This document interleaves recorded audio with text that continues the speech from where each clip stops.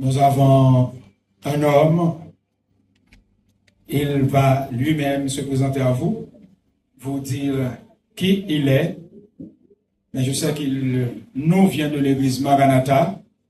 Le pasteur Elisme nous dit qu'il est un passionné de l'évangélisation. C'est un évangéliste passionné. Donc, tu es le bienvenu à Philadelphie et nous disons Amen. Il s'appelle le frère Coran. Et j'avais dit tout à l'heure, Joanne. Alors, bienvenue mon frère. Que le Seigneur se serve de toi, enrichis-nous. Et comme tu es un évangéliste passionné, ta place est ici, à Philadelphie. Et nous disons Amen. Amen, amen. Gloire à Dieu. Merci beaucoup pour cet accueil chaleureux. Vous savez, c'est la 4e fois que je reviens à l'église de Philadelphie. Je sais que la plupart d'entre vous m'ont déjà oublié. Il y a longtemps que je suis venu. La première fois que je suis venu, c'était il y a environ 2 ans déjà. Parce que je me suis installé en Guyane avec ma famille. Suite à une carrière militaire. Donc je suis retraité militaire au bout de 17 ans. Je me suis dit que je m'arrête là. Parce que j'ai fait 11 ans en tant que tireur d'élite. Et 6 ans à la communication en tant que photographe. Et au vu de la situation géopolitique du monde actuel, je me suis dit que c'était très sage, à ce stade-là, de me retirer. Comme on dit place aux jeunes, même si j'ai l'air jeune, je fais jeune, mais vous n'allez jamais deviner mon âge. Je ne vais pas vous le dire non plus. Aujourd'hui, nous allons parler de l'évangélisation.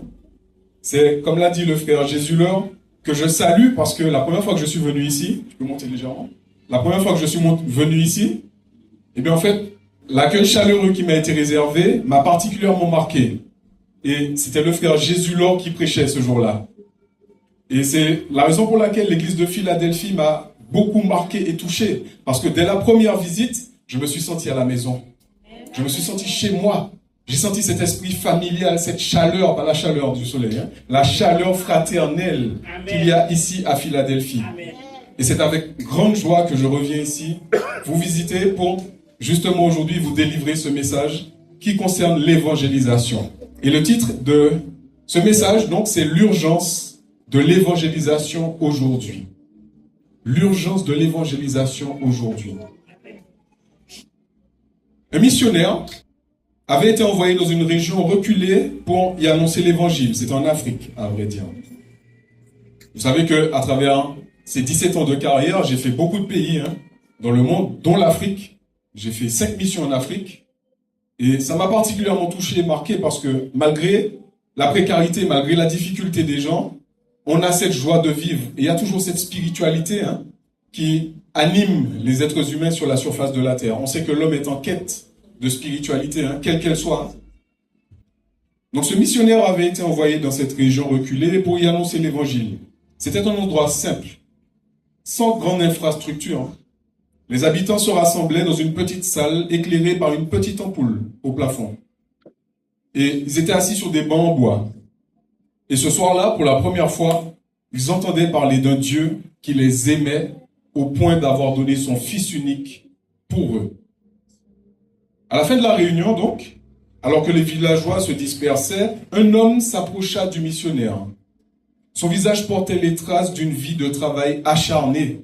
Ses mains étaient marquées par les années de labeur et ses yeux brillaient d'une émotion forte qu'il n'arrivait même plus à contenir. La voix toute tremblante, il dit « Pasteur, c'est la première fois de ma vie que j'entends parler de Jésus. La toute première fois. » Le missionnaire, surpris et touché par ce qu'il venait d'entendre, le regardait en silence. Alors l'homme continua en laissant des larmes couler sur ses joues. « Mais pourquoi personne ne m'en avait jamais parlé avant ? Toute ma vie, j'ai cherché un sens. Toute ma vie, j'ai prié sans savoir à qui je m'adressais.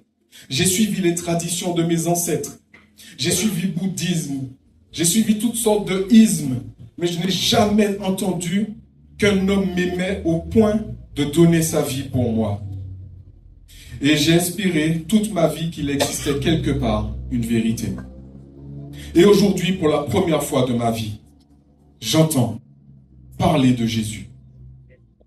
Pasteur, si hier, avant ce jour-là, j'étais mort, je serais mort pour l'éternité sans jamais savoir qu'un sauveur m'aimait au point de donner sa vie pour moi.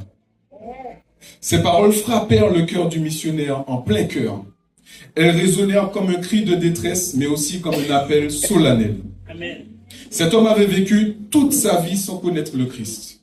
Chaque jour, chaque épreuve, chaque deuil, chaque tourment, chaque persécution qu'il avait traversée, il l'avait traversée dans l'ombre, dans les ténèbres, sans la lumière de l'évangile, sans l'espérance d'un sauveur éternel.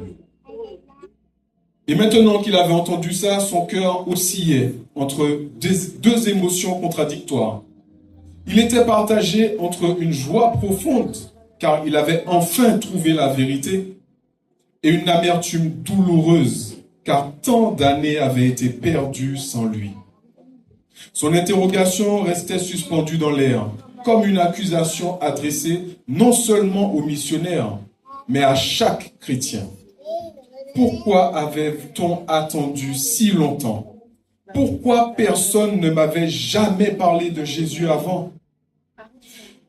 Frères et sœurs, ce témoignage nous rappelle que pendant que certains croient avoir le temps, des hommes et des femmes vivent et meurent sans jamais avoir entendu parler de Jésus. Ces paroles devraient résonner dans nos cœurs comme un appel solennel. Beaucoup de nos proches, de nos voisins, de nos collègues, de nos amis attendent encore que quelqu'un leur partage cette bonne nouvelle. L'urgence de l'évangélisation. L'urgence de l'évangélisation n'est pas une idée abstraite, c'est une réalité douloureuse, incarnée dans les larmes de cet homme qui avait découvert trop tard qu'il aurait pu marcher toute sa vie aux côtés d'un sauveur. Prions ensemble. Éternel, alors que ce jour tu nous délivres ce message, ouvre nos cœurs, ouvre nos intelligences, ouvre nos entendements afin que nous puissions entendre, mais surtout comprendre et appliquer tous ces enseignements, toutes ces paroles que tu as pour nous aujourd'hui. Nous t'en prions au nom de Jésus et pour ta gloire. Amen. Amen. Allez, allez, faites de toutes les nations des disciples, les baptisant au nom du Père, du Fils et du Saint-Esprit, et enseignez-leur à observer tout ce que je vous ai prescrit. Et voici, je suis avec vous tous les jours, jusqu'à la fin du monde. Amen. Allez, allez. Ce n'est pas un conseil, ni même un souhait. Ou si vous avez un peu de temps, s'il vous reste un peu de temps dans le planning, l'agenda surchargé de la semaine, allez, non. C'est un ordre royal du Seigneur ressuscité. Ce n'est pas un ordre réservé à quelques-uns, à une élite, aux responsables du ministère personnel, aux pasteurs, aux anciens ou même aux frères Jésus-Lord. Non. Trop de chrétiens pensent que l'évangélisation, c'est pour les évangélistes, les prédicateurs, les missionnaires, les pasteurs. Mais là, ici, dans ce texte de Matthieu, chapitre 28, à qui s'adresse Jésus? Jésus s'adresse à tous ses disciples, à tous ceux qui se disent être ses disciples. Te considères-tu comme un disciple de Jésus? Amen. Amen. Pas besoin d'une maîtrise en théologie, pas besoin d'un doctorat dans la science divine. Depuis quelque temps, je vois vous avez certainement vu ça aussi, des prédicateurs d'autres confessions qui disent « Je suis le banquier de Dieu. Je suis le responsable de l'assemblée céleste, du conseil céleste. Je suis moi, exaltation. » Pas besoin d'études poussées, pas besoin de master en droit, juste de la bonne volonté. Amen. La volonté d'obéir, la volonté de servir. J'entendis la voix du Seigneur disant, « Qui enverrai-je et qui marchera pour nous ?» Répondras-tu comme Ésaïe au chapitre 6 et au verset 8, « Me voici, Seigneur, envoie-moi. » Ou alors répondras-tu comme Moïse à ses débuts, « Ah Seigneur, je ne suis pas un homme qui ait la parole facile, homme ou femme, hein, car je suis lent à parler et lent à comprendre. Que répondras-tu » J'ai beaucoup aimé les échanges de ce matin lors de l'école du sabbat parce que j'ai entendu à 3 ou 4 reprises des éléments de ce message.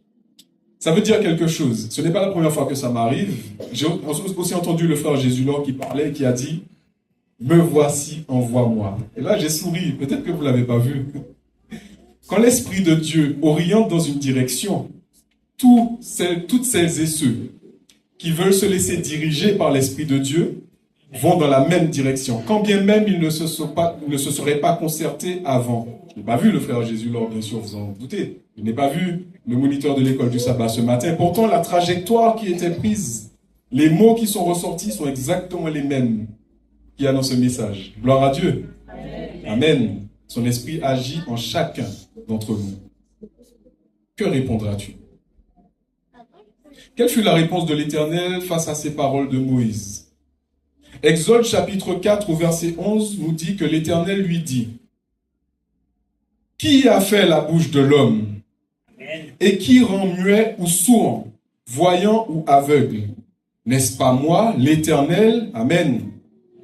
Va donc, je serai avec ta bouche, et je t'enseignerai ce que tu auras à dire. » Voilà, chers frères et sœurs, la promesse que le Dieu de l'univers nous fait. Si tu décides de te mettre au service de Dieu, si tu décides de mettre ton temps, ton être, tes moyens à son service, il te qualifiera lui-même au-delà de tes espérances. Amen. Ce passage nous montre que l'évangélisation, comme tous les dons spirituels, ne repose pas sur la compétence humaine, mais sur l'action souveraine de Dieu. C'est lui qui a créé la bouche de l'homme. C'est lui qui en maîtrise l'usage. Et c'est encore lui qui met ses paroles dans le cœur et sur les lèvres de celles et ceux qui l'envoient. Ainsi, l'évangélisation n'est pas une initiative purement humaine, mais c'est une mission divine qui s'accomplit avec les moyens que Dieu fournit. J'ai entendu à plusieurs reprises, frères et sœurs, me dire « Mais moi, je n'ai pas ton don. » Toi, ça se voit que tu es à l'aise quand tu prends la parole. Tu as le don de la parole, mes amis. Si vous saviez l'appréhension, là, comme j'ai un pantalon, vous ne voyez pas mes genoux qui claquent entre eux. Non, je rigole. Je sais que je suis dans ma famille. Pas d'appréhension quand on est en famille. Mais c'est vrai qu'il peut y avoir cette appréhension, cette crainte du refus d'acceptation, du refus d'écoute de l'autre. Et ça peut nous bloquer, nous freiner. Pourquoi? Parce qu'on compte sur notre propre force, sur nos propres arguments, sur notre éloquence, sur notre compréhension de la parole, sur notre intelligence, plutôt que de placer cette confiance en Dieu. C'est lui qui agit, c'est lui qui fait le travail, et pas nous. Alors l'évangélisation, c'est comme tous les dons spirituels. Hein. Qui connaît ces dons spirituels ici? Ah, je vous mets mal à l'aise. Hein. Demandez et vous recevrez. Si vous ne connaissez pas votre don ou vos dons, demandez et vous recevrez. Tous ici présents, nous avons au moins un don spirituel. Amen. Vous connaissez la parabole des talents. Hein? Le talent qui n'a pas été utilisé, qui a été enterré, qu'est-ce qu'il est devenu? Il n'a pas fructifié. Le Seigneur nous donne ses dons et talents pour qu'ils puissent fructifier pour l'évangile, pour le royaume des cieux. Hein? Donc, il faut qu'on les mette à contribution, n'est-ce pas? Alors, cette mission, allez, prêcher, partager l'évangile, où est-ce qu'elle commence? On a tendance à penser, quand on parle d'évangélisation, qu'on doit aller très loin, en dehors de nos frontières, en dehors de notre quartier, en dehors de notre pays, en dehors du continent sud-américain. On a l'impression qu'on doit aller en Afrique, qu'on doit aller en Indonésie. On pense qu'on doit aller dans les pays difficiles d'accès. Mais laissez-moi vous dire que l'évangélisation commence dans notre foyer. Amen. Dans nos familles, parents, enfants, frères et sœurs. Vous savez, la famille, c'est l'un des vecteurs les plus puissants de la propagation de l'évangile. Le modèle familial peut être une lumière tellement puissante qu'elle peut rayonner dans le voisinage. C'est l'une des raisons pour lesquelles Satan, notre adversaire, s'acharne autant à détruire les familles, à déstructurer le modèle familial. Vous avez certainement entendu parler du mouvement wokiste, le wokisme, toute cette déstructuration du modèle familial homme, femme, enfant. Aujourd'hui, on dit ouvertement dans les médias, et même aux enfants, c'est enseigné dans certaines écoles, qu'il n'y a pas besoin d'un homme et d'une femme pour fonder une famille, mais qu'on peut naturellement, alors que la nature ne fonctionne pas dans cette direction, qu'on peut naturellement et légalement surtout avoir des mariages qui ne sont pas mixtes, des mariages du même sexe, même avec une autre espèce. J'ai vu récemment qu'en Allemagne, une femme s'est mariée avec son Rottweiler. Dans quel temps vivons-nous? La famille, le modèle familial, c'est une puissance donnée par Dieu. C'est l'une des deux institutions placées en Éden. La deuxième, c'est laquelle? Le sabbat. Le sabbat est dans le collimateur de l'ennemi. Car vous en avez peut-être déjà fait l'expérience, mais je peux vous assurer, moi, d'expérience, qu'il se passe des choses miraculeuses pendant le temps du sabbat. Si vous mettez votre vie au service de l'Éternel et que vous évangélisez en famille ou même seul ou à deux, durant le temps du sabbat, il en résulte une efficacité surnaturelle. L'intelligence spirituelle, la compréhension des choses du ciel, les portes du royaume des cieux s'ouvrent à l'auditeur. Et bien souvent, il désire sincèrement se rapprocher de Dieu. Faites-en l'expérience. Il se passe des choses durant ce temps. Alors, comment évangéliser durant ce temps? Faut-il se tenir au coin des rues ou faire du porte-à-porte? Comme nous voyons certains de nos frères qui le font, ici, en Guyane. C'est une méthode qui peut porter ses fruits, mais j'ai remarqué que les gens sont moins enclins, surtout de nos jours, à ouvrir leurs portes. Quand on vient dans leur foyer, dans leur grotte, comme certains l'appellent, ils sont un peu réticents à recevoir les gens parce qu'ils estiment que c'est une intrusion à leur vie privée. En plus, avec tout ce qui se passe aujourd'hui, vous savez, criminalité, agression, il y a beaucoup d'appréhension chez les gens. Alors, comment faire? On parle bien des inconnus, dans ce cas de figure. On ne parle pas des gens qui nous sont proches, qu'on connaît déjà. On parle bien des inconnus. Parce que les proches, on les invite à la maison, on va chez eux, on peut parler plus ouvertement de la parole. Comment faire? Inviter un ami, un collègue, un voisin à passer ce culte avec vous durant un sabbat, à partager un repas après le culte et à prendre un petit temps d'approfondissement de la Bible durant l'après-midi. Ou un moment de loisir ou de détente, comme une balade en nature, c'est parce qu'il manque ici. Et pourquoi ne pas faire les deux en même temps? Approfondir la parole de Dieu en nature. Et vous verrez les fruits portés par ces initiatives. Alors attention, ce n'est pas une formule magique, ni même mathématique. Famille plus sabbat plus évangélisation égale baptême. Non, ça ne marche pas comme ça. Il faut que le cœur soit disposé. Il faut que le cœur de celui qui entend soit disposé. Mais il faut également, vous et moi, mettre les formes. J'appelle ça l'intelligence de situation. Qu'est-ce que c'est l'intelligence de situation?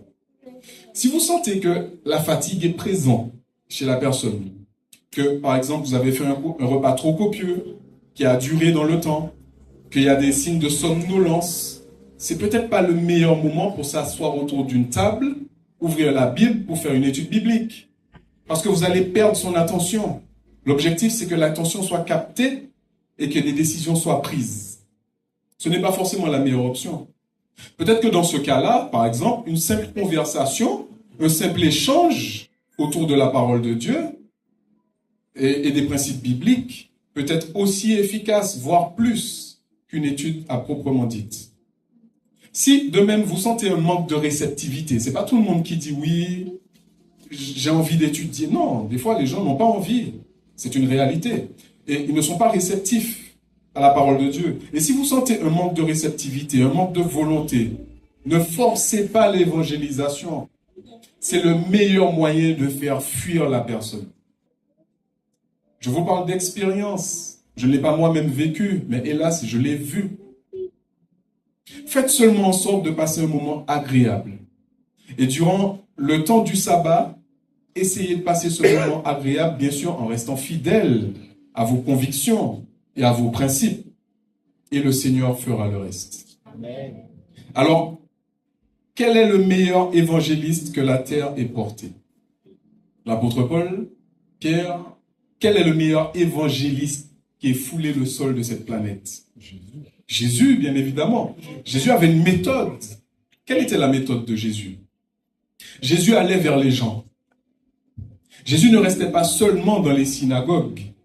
Il marchait dans les villages. Il s'asseyait au bord d'un puits. Il entrait dans les maisons. Il exerçait la compassion avant la prédication. Amen. Avec Zachée, il s'invite chez lui avant de prêcher. Avec la femme samaritaine, il commence par demander un service simple. Donne-moi à boire. Avec les malades, il guérit avant de prêcher et d'annoncer. C'est la méthode de Jésus. Subvenir aux besoins, qu'ils soient émotionnels, spirituels, relationnels, sanitaires ou alimentaires. Besoin d'écoute, besoin d'attention, besoin de parole, besoin d'affection, besoin de délivrance, besoin de présence, etc., etc. Les besoins sont grands autour de nous. Alors, quelle est l'application pour nous? Aujourd'hui, dans ce monde de misère, souillé par le péché, les gens veulent voir l'amour en action. Un sourire peut ouvrir plus de portes qu'un sermon. Une visite à un malade peut préparer un cœur à recevoir la parole. Une conversation, un simple échange peut faire tomber les murailles du cœur. Évangéliser, c'est fraterniser avant de parler. Évangéliser, c'est fraterniser avant de prêcher. Amen. Dans notre environnement de travail ou d'études, pour les étudiants, nous devons être des témoins discrets mais constants. Par exemple, dans mon travail, tout le monde sait que je ne mange pas un certain type d'aliment, que je ne bois pas d'alcool et que je ne suis pas disponible pour travailler durant le temps du sabbat. Ils se retiennent même de dire des grossièretés en ma présence. Et quand ça leur échappe, parce qu'ils sont habitués à parler d'une certaine manière, surtout dans le monde militaire, quand ça leur échappe, ils s'excusent auprès de moi pour ne pas m'offenser. J'aime bien dire en rigolant quand ça leur échappe, « Ah, mes oreilles saignent, t'as blessé mes oreilles là, ah pourquoi? Non, tu vois ce que tu as dit là, aïe, aïe, aïe, ça me... » Vous savez, un peu d'humour, ça détend un peu l'esprit, ça détend les esprits. Et l'humour, c'est l'une des meilleures méthodes d'évangélisation en fait. Parce que le rire et les sourires créent des liens affectifs. Ça crée des liens émotionnels qui rendent les gens réceptifs. Alors, quelles sont les bonnes conditions pour être un bon témoin maintenant? La première condition, c'est la consécration personnelle. Jean 15, verset 5. Sans moi, vous ne pouvez rien faire. Nous devons être connectés à la source, comme le sarment est connecté au cep. Si je n'ai pas une vie spirituelle vivante, mon témoignage sera vide. Je ne vais pas croire ce que je prêche si je ne le vis pas. Je ne pourrai pas parler avec conviction de ce que je ne pratique pas. C'est la première condition. La deuxième condition, c'est l'écoute de Dieu. Le témoin doit être rempli de l'Esprit de Dieu par le biais de la parole de Dieu et la prière. La Bible, la parole de Dieu, c'est la carte, c'est le GPS. La prière, c'est le contact radio avec le commandant. Je vous ai dit que j'ai un passif militaire. J'ai fait 5 missions ici en Guyane, dont une de 2 ans. Vous savez que quand on vient en mission ici, on ne reste pas à Cayenne. On ne reste pas à Matoury. On ne va pas à Cognou. On va vraiment dans la jungle, dans la forêt. Et dans cet environnement hostile, si on n'a pas une boussole avec une carte, avec un GPS, même le GPS, des fois, avec la canopée, c'est difficile, ça ne capte pas. Si on n'a pas cette direction qu'on prend, c'est ce guide qu'est la carte et la boussole ou le GPS, et si on n'est pas en contact radio avec le commandement, on est dans les problèmes. Parce que Quand tu tombes, que tu glisses, la Guyane, c'est pas plat, hein, je pense que vous êtes au courant de ça. C'est vraiment pas plat, surtout dans la jungle, dans la forêt. Ça monte, ça descend, marécage. Montée, descente, marécage, c'est que ça. Dans les montées, descentes, marécage, quand tu es dans une descente avec un sac à 35 kilos, enfin masse, enfin tout l'équipement, je vous passe les détails, et que tu glisses, et que tu tombes sur, comment on appelle l'arbre là, avec plein de piquants, patawa, c'est ça? Non, Awara. Awara, Ouais. avec tout le tronc rempli de potes là, de piquants. Et que tu essaies de t'accrocher à ça. Le premier réflexe, on attrape quelque chose pour éviter de glisser jusqu'en bas. Je vous parle d'expérience, hein, c'est guéri, grâce à Dieu. Quand on attrape ça, la première chose que ces épines font, c'est se casser. Ça se casse dans la main, en fait. Et il y a une espèce de venin, je ne sais pas ce que c'est, mais ça irradie, ça brûle, en fait, comme il y a un liquide, il y a quelque chose. C'est leur moyen de défense, les arbres. Mais quand on a ça dans la main, au milieu de la forêt, et qu'on ne désinfecte pas ce genre de blessure, ça s'infecte, et on peut perdre la main, on peut perdre le bras, on peut même perdre la vie. Si on n'est pas en contact radio avec les infirmiers, ou le commandement qui peut placer ce qu'on appelle une évacuation sanitaire, on peut y rester. D'où l'importance d'être en contact radio avec la source. Vous voyez le parallèle? Si je n'ai pas de quoi me guider dans cette vie, dans la jungle de ce monde, et que je n'ai pas le contact radio avec le commandant en chef, je suis dans les problèmes. De la même manière, l'écoute de Dieu, c'est primordial. Comment guider quelqu'un? J'étais chef d'équipe, chef de groupe, j'avais 8 soldats derrière moi.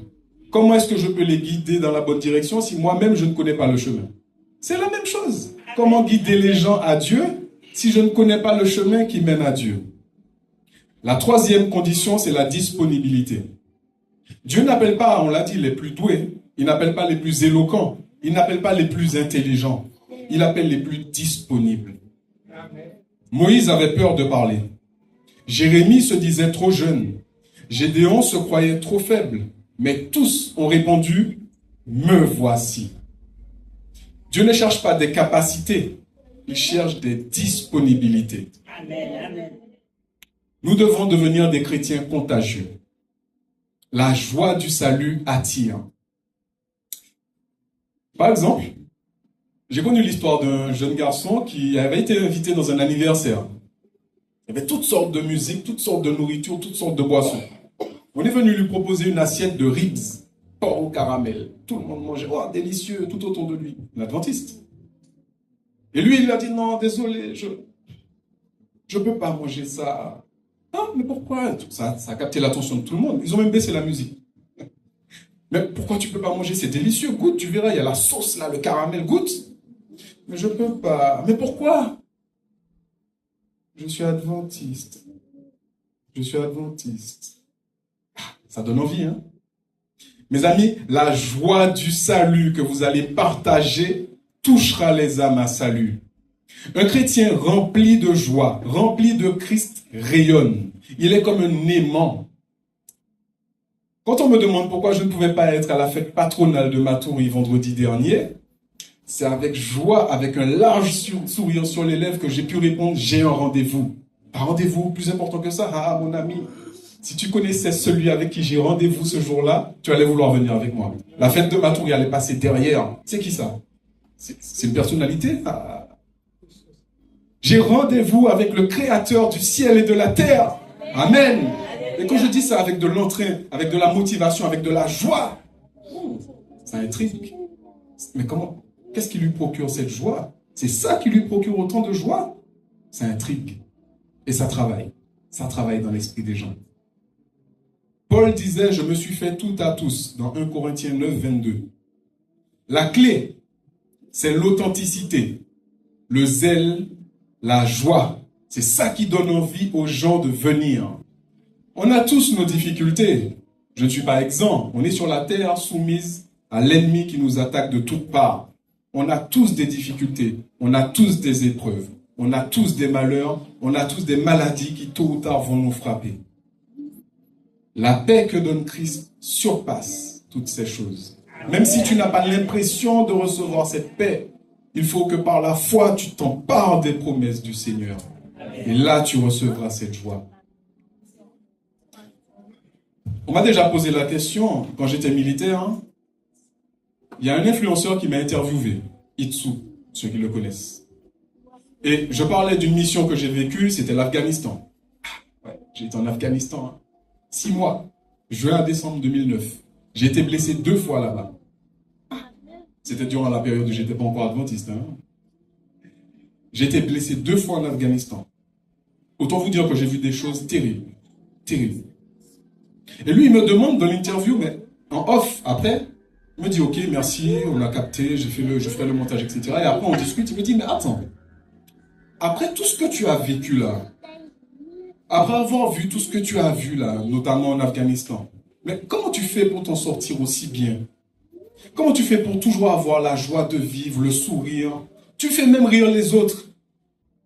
Ah, mes amis, tu me tends une perche. C'est l'opportunité que je vois de parler de Christ, tout de suite. Et là, témoignage. Ah, j'avais toujours ça avec moi, c'est quoi ça? Ah, c'est ma Bible, tu sais, je prie. Ah, tu es chrétien? Ah, mais je suis plus que chrétien, je suis croyant, je suis disciple. C'est grâce à Jésus que je m'en sors aussi bien. C'est grâce à lui, moi, je n'ai rien fait. Beaucoup d'autres de mes camarades qui étaient avec moi, bon, il y en a qui sont plus là. Je vous fais pas un dessin. Ils n'ont pas supporté tout ce qu'ils ont vu. Il y en a qui ont sombré dans toutes sortes de dérives, drogue, alcool et j'en passe. Je vous fais pas un dessin. Comment se fait-il que toi, en plus blessé 2 fois, mais comment ça se fait?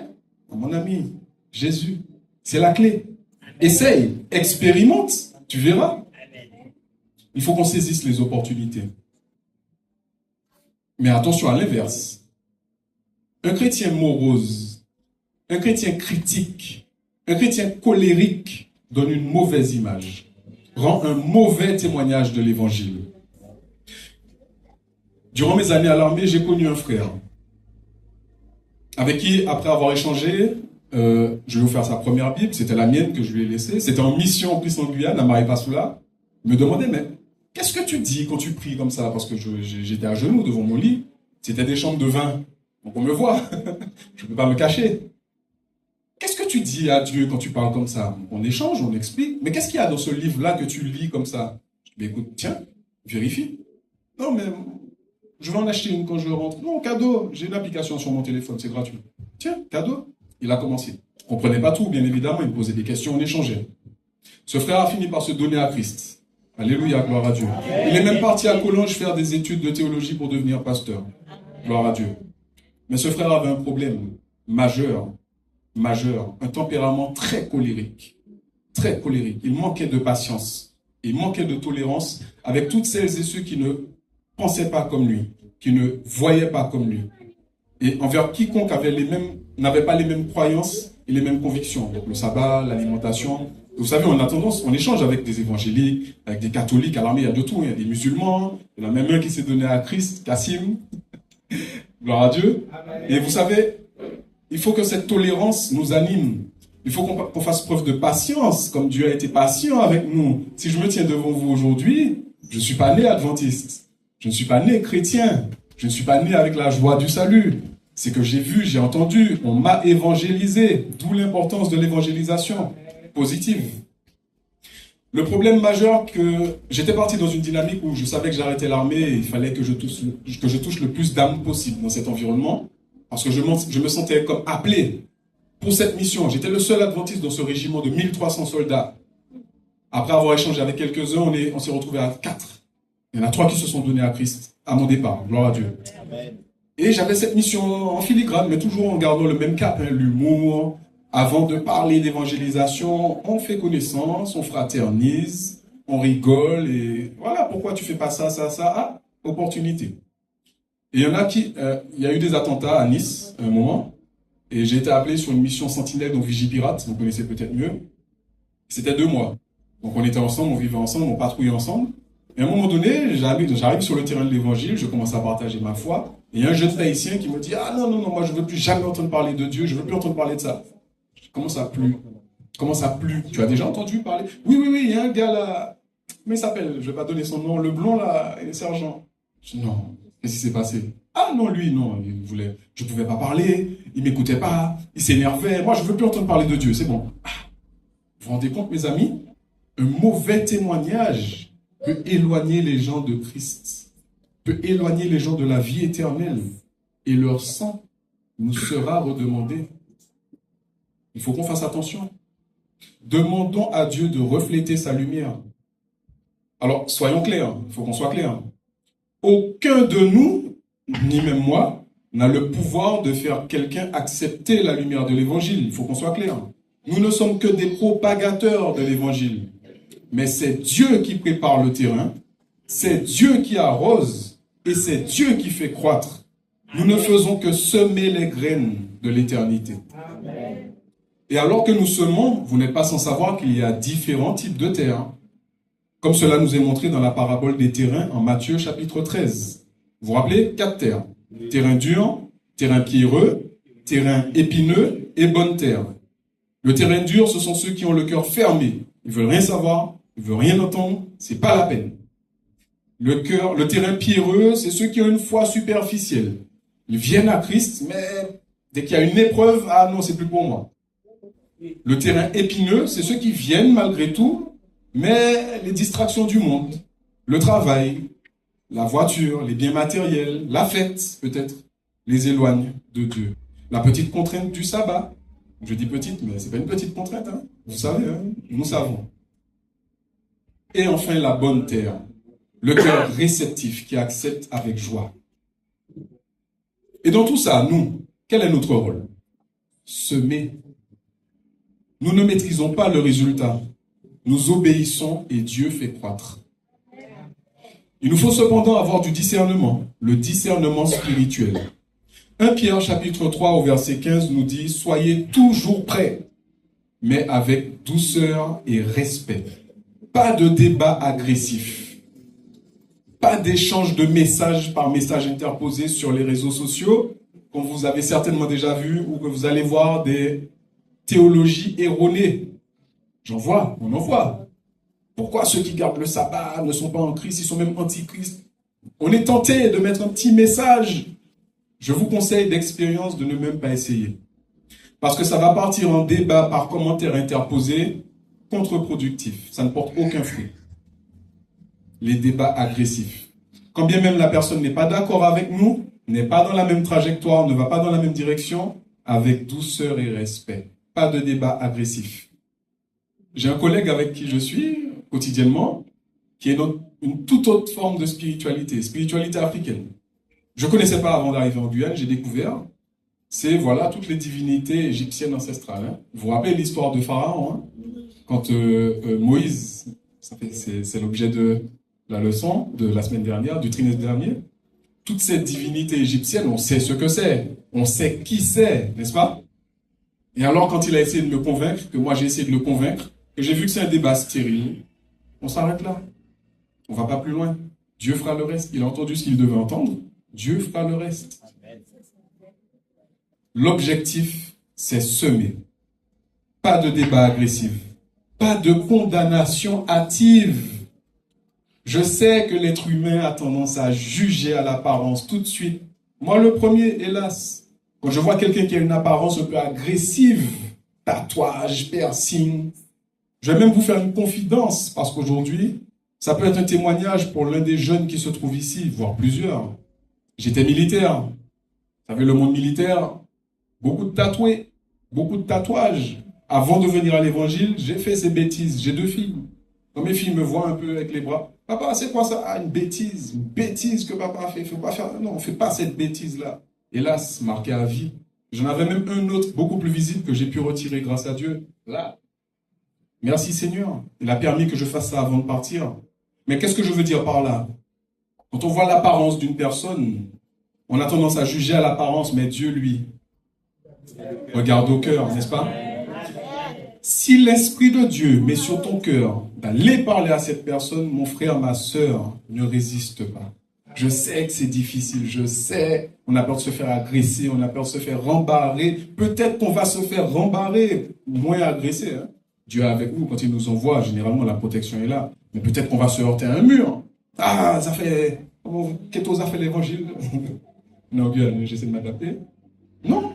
Si Dieu m'envoie, je te dis, tu n'as pas accepté, ma tâche est remplie. Ma mission, elle est remplie. J'ai semé. Peut-être que c'est cette petite parole-là qui fait qu'on se reverra ensemble au ciel. On ne connaît pas les répercussions, elles peuvent être éternelles. Pas de condamnation hâtive. L'objectif, c'est semer une graine qui germera au temps de Dieu. Et alors aujourd'hui que nous entendons ce message, vous n'êtes pas sans savoir dans quel temps nous sommes. Nous sommes au temps de la fin. Et cela m'amène à aborder l'urgence de la mission. Jean, chapitre 9 au verset 4. Il faut que je fasse, tant qu'il est jour, les œuvres de celui qui m'a envoyé. Voici la nuit vient, où personne ne peut travailler. Vous savez, à Maranatha, ça fait 2 ans que j'y suis. Il y a une sœur qui malheureusement ne vient plus, il y avait une campagne d'évangélisation l'année dernière, et c'était de nuit. Vous savez, les campagnes d'évangélisation, généralement, c'est à 19h. Ça commence vers 19h.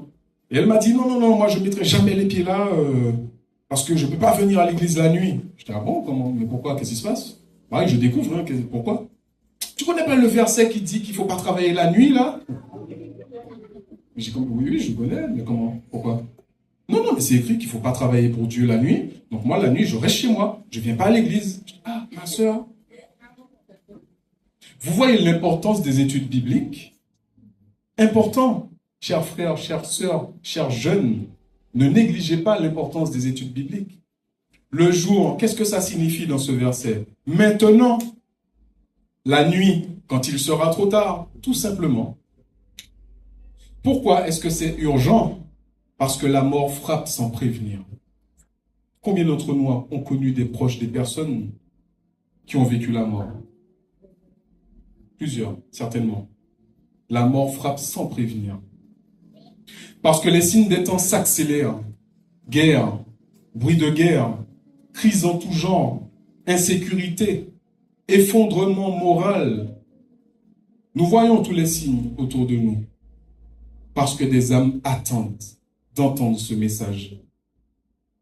Imaginez un ami ou un membre de votre famille qui meurt soudainement, sans jamais avoir entendu le message de l'évangile. Quel regret aurions-nous de ne pas avoir témoigné, n'est-ce pas? À cause de la timidité, à cause de la réputation, ou même du qu'en dira-t-on. Chaque jour est une opportunité à saisir. Dieu cherche des témoins aujourd'hui. Dieu ne cherche pas des super-héros spirituels. Il cherche des hommes et des femmes qui disent « Me voici ». Des jeunes prêts à témoigner dans leur lycée, dans leurs universités, dans leurs collèges. Des familles prêtes à ouvrir leur maison pour une prière, pour une étude biblique. La question est la suivante. Serons-nous fidèles? Allons-nous répondre à l'appel de Jésus? Alors qu'aujourd'hui encore, nous entendons cet appel du Seigneur, n'endurcissons pas nos cœurs. Ne soyons pas des auditeurs oublieux et ne résistons pas à l'appel de Dieu. Mais aujourd'hui, vous et moi, répondons-lui avec joie, me voici Seigneur, envoie-moi. Amen.